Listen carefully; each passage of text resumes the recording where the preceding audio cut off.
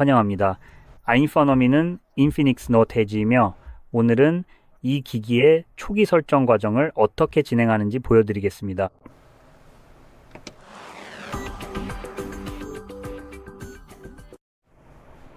처음으로 기기를 부팅하면 제 화면에서 볼 수 있는 것과 같은 화면이 나타날 것입니다. 여기서 우리가 해야 할 일은 화살표를 클릭하는 것 뿐입니다. 다음으로 원하는 언어를 선택할 수 있습니다. 저는 영어를 사용할 것이기 때문에 여기에서 영어를 클릭하겠습니다. 그리고 다음 페이지를 클릭하면 이제 지역을 선택할 수 있습니다. 여기서 저는 여러분도 저와 같은 지역으로 변경하는 것을 추천드릴 수 있습니다. 폴란드뿐만 아니라 여러 다른 국가들도 이제 유럽연합의 일부입니다. 여기서의 논리는 유럽이 소비자 친화적이라는 점입니다. 그래서 그들이 어떤 종류의 소비자 친화적인 법률을 기업에 강제할 때가 있는데 이런 일은 꽤 자주 일어나는 편입니다. 이 시점에서 언젠가는 기업들이 별로 달가워하지 않는 조치를 강제로 하게 만들 가능성이 있습니다. 그리고 그들은 어떤 허점을 찾으려고 시도하다가 결국 실패할 수도 있는데 애플과는 달리 말이죠.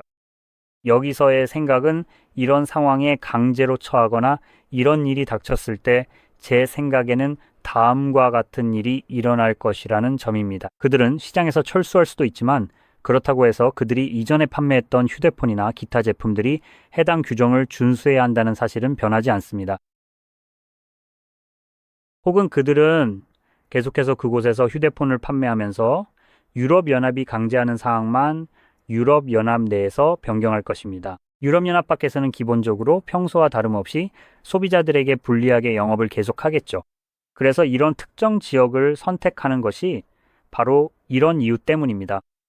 여기서 바로 이 지역이 유럽연합의 일부가 되어 해당 법률의 적용을 받게 되는 것입니다. 만약 유럽연합이 전 세계에 비해 우리에게 어떤 이점을 주는 규정을 만든다면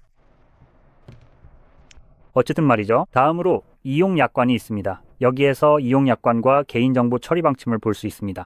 원한다면 둘 다 읽어볼 수 있습니다. 하지만 솔직히 말해서 아무도 이걸 한 글자도 읽지 않죠. 우리는 그냥 체크박스에 체크하고 넘어갑니다. 사실 아마 이게 우리가 유일하게 읽어야 했던 내용일 텐데 뭐 어쩌겠어요. 어쨌든 여기에서 다른 기기를 사용해 설정하면 과연 나타나게 될까요?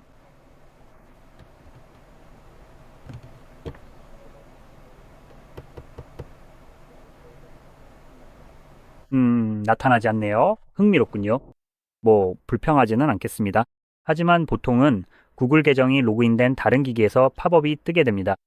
그리고 그 팝업을 통해 이 기기를 빠르게 설정할 수 있습니다. 저는 이 과정을 건너뛰는 걸 추천합니다. 만약 이걸 하고 싶다면 한 가지 좋은 점이 있긴 합니다.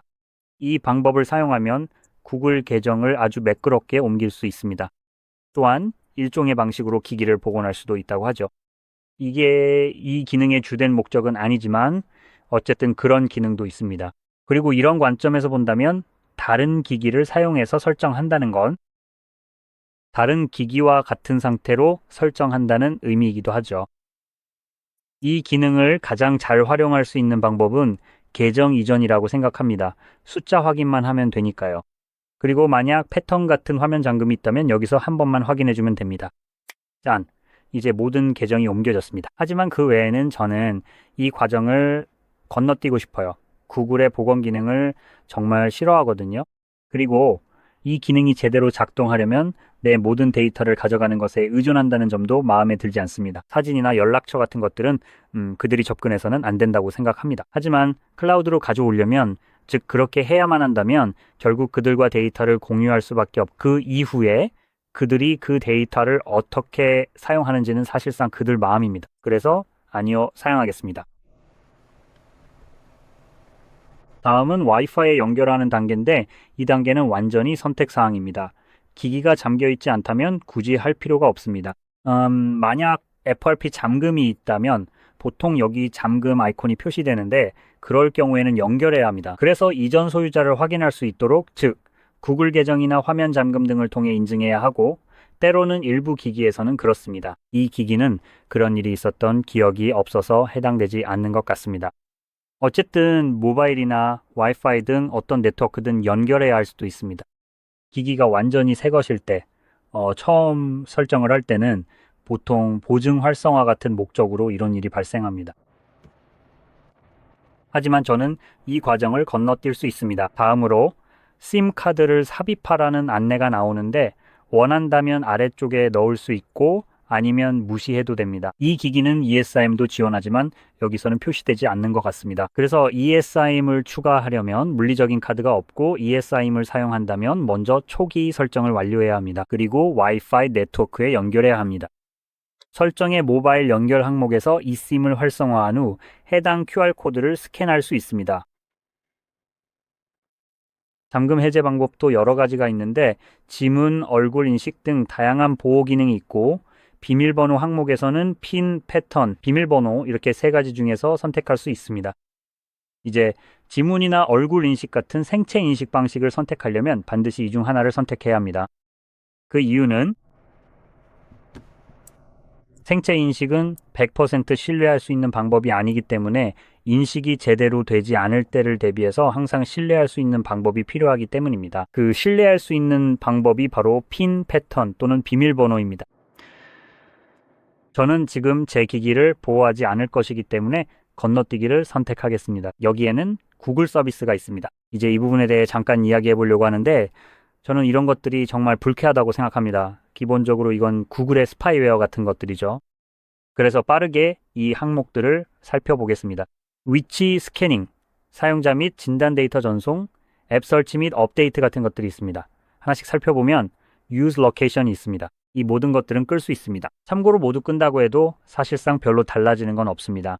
그리고 저는 사용합니다. 위치 기능은 위치 권한이 있는 앱과 서비스가 기기의 위치를 사용할 수 있도록 해줍니다. 위치 정확도는 와이파이 액세스 포인트, 셀룰러 네트워크 타워, GPS와 같은 무선 신호에 대한 정보를 사용합니다. 사실 이게 가장 중요한 부분입니다. 이걸 끄면 논리적으로 생각했을 때 기기가 더 이상 셀타워에 연결할 수 없다고 생각할 수 있습니다. 왜냐하면 그게 위치가 공유되는 한 가지 방법이기 때문이죠. 감사합니다. 공유됩니다. 와이파이나 다른 것들에 연결할 수 없으니 기본적으로 자동으로 그렇게 될 거라고 생각하지만 실제로는 그렇지 않습니다. 그러니까 기기를 망치로 부숴서 조각조각 내지 않는 한 실제로 오프라인이 되는 일은 없습니다. 그리고 여기서 또 하나 불쾌한 점은 스캔 허용인데 이 기능은 앱과 서비스가 언제든지 와이파이 네트워크와 주변 기기를 스캔할 수 있도록 허용합니다. 와이파이나 블루투스가 꺼져 있어도 말이죠. 정말 친절하네요. 이 옵션은 위치 설정이 자동으로 꺼지면 같이 꺼지고 위치를 끄지 않으면 따로 끌 수가 없습니다. 그냥 이 점을 짚고 넘어가고 싶었습니다. 이 토글은 그냥 보여주기식에 불과합니다. 이건 프라이버시 측면에서는 아무 의미가 없습니다. 단지 애플리케이션과 서비스가 다른 네트워크나 블루투스 신호를 스캔하지 못하게 할 뿐이죠. 다른 기기에서 아니면 보통은 다른 기기에서 그렇다는 얘기입니다. 이제 이 토글은 다른 기기들이 당신의 기기를 스캔하는 것을 막아주지 않습니다. 즉, 다른 기기들이 기본적으로 당신의 기기를 볼 수 있다는 뜻이죠. 그리고 이 토글이 암시하듯이 와이파이나 블루투스가 켜져 있을 때도 여전히 어떤 방식으로든 기기가 탐지될 수 있습니다. 즉, 실제로는 항상 켜져 있는 셈이죠. 애플이 하는 방식과 비슷합니다. 그러니까 당신이 보기엔 꺼진 것처럼 보여도 이 정의에 따르면 여전히 켜져 있는 겁니다. 그리고 다른 기기들은 당신을 볼 수 있고 당신의 기기만 마치 다른 기기들을 못 본 척 눈을 감는 것뿐이죠. 정말 멋진 일이네요. 이건 마치 담요를 머리 위에 뒤집어 쓰고 주변을 못 본다고 해서 다른 사람들이 담요 속에 있는 당신을 못 보는 게 아닌 것과 같아요. 존재하지 않는 척 하는 거죠. 자, 넘어가서 이제 사용자 및 진단 데이터를 전송하는 부분이 있습니다.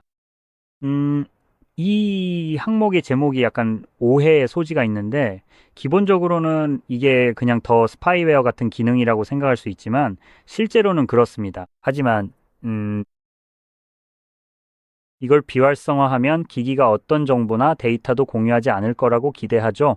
단 1KB의 작은 조각조차 남기지 않을 거라고 생각하는 겁니다. 가장 작은 정말 미세한 데이터 조각이라도 그게 사용자 데이터라고 저는 생각해요. 이건 제 기기이고 여기서 생성되는 모든 것은 저 때문이죠. 그리고 그게 공유된다면 그건 제 사용자 데이터이기 때문에 저는 그걸 멈추고 싶은 겁니다. 하지만 앞서 말했듯이 이건 약간 오해의 소지가 있어요. 제목이나 설명을 보면은 그렇죠. 안드로이드 기기 경험을 개선하기 위해 진단 정보, 기기 및 앱 사용 데이터를 구글에 자동으로 전송하도록 도와주세요. 왜 이런 걸 하고 싶어 하겠어요? 안드로이드의 개선이 당신의 일이 아니잖아요. 그건 당신의 일이 아닙니다. 당신은 이 기기를 돈 주고 샀고 사용 데이터를 공유해서 개선하는 데 대해 돈을 받는 것도 아니잖아요. 예전에는 어떤 프로그램의 베타 테스터가 되면 돈을 받았던 시절이 있었던 걸로 기억해요. 이제는 기업들이 당신이 베타 테스터가 되기 위해 오히려 돈을 내길 바라는 세상에 살고 있죠. 싫다고 하면 안 될까요? 그냥 알아서 하라고 하죠. 구글이 다른 모든 것처럼 당신에게 하는 것들에 대해서도 돈을 내면 되잖아요. 당신들은 우리의 정보, 우리의 데이터를 팔고 있는데 저는 그 수익을 보고 싶어요. 그건 제 데이터니까 저는 돈을 받고 싶습니다. 그렇지 않으면 그냥 알아서 하세요. 당신 돈으로 안드로이드 고치세요. 다음으로 넘어가서 이제 업데이트와 앱 설치에 대해 이야기하겠습니다. 이 부분이 가장 흉측하다고 할 수 있는데 기본적으로 무슨 의미냐면 그냥 읽어드릴게요. 계속 진행하면 이 기기가 구글로부터 업데이트와 앱을 자동으로 다운로드하고 설치할 수 있다는 데 동의하는 것입니다. 이게 정말 가장 중요한 부분이에요. 그러니까 사실상 이 조건에 동의하도록 협박당하는 셈이죠. 그렇지 않으면 이 기기를 사용할 수 없습니다. 그래서 이 자체만 보면 그렇게 나쁘게 들리진 않아요. 자동 업데이트 같은 건 꺼둘 수 있으니까요. 하지만 여기서 실제로 더 말하고자 하는 건 여기에는 언급되어 있지 않지만 오타 무선 업데이트 서비스에 관한 것입니다. 이 서비스들은 기본적으로 사용자의 인지나 허락 없이 기기에 업데이트를 푸시하는 역할을 합니다. 이 모든 것은 백그라운드에서 이루어집니다. 이건 안드로이드의 백엔드에서 실행되는 프로세스라서 여러분은 전혀 볼 수도 들을 수도 없는 것이죠. 그리고 이 쓰레기 같은 것들이 첫 번째로는 보안 패치 같은 긍정적인 일들을 담당합니다.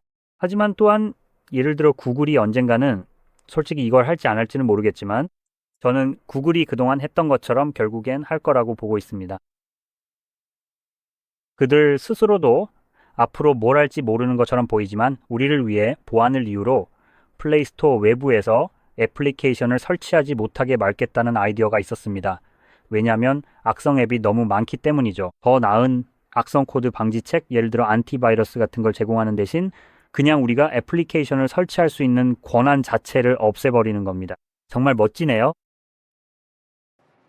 그래서 그게 실제로 적용된다면 언제 적용될까요? 말했듯이 지금 이 시점에서는 저도 잘 모르겠어요. 그냥 그렇게 될 거라고 생각하고 접근하고 있습니다. 아마도 그들은 또다시 이 문제를 어떻게든 해결하려고 하는 것 같아요. 이건 OTA 업데이트를 통해 강제로 우리에게 적용될 거고 그걸 막기 위해 설정해서 끌 수 있는 업데이트 옵션도 전혀 없습니다.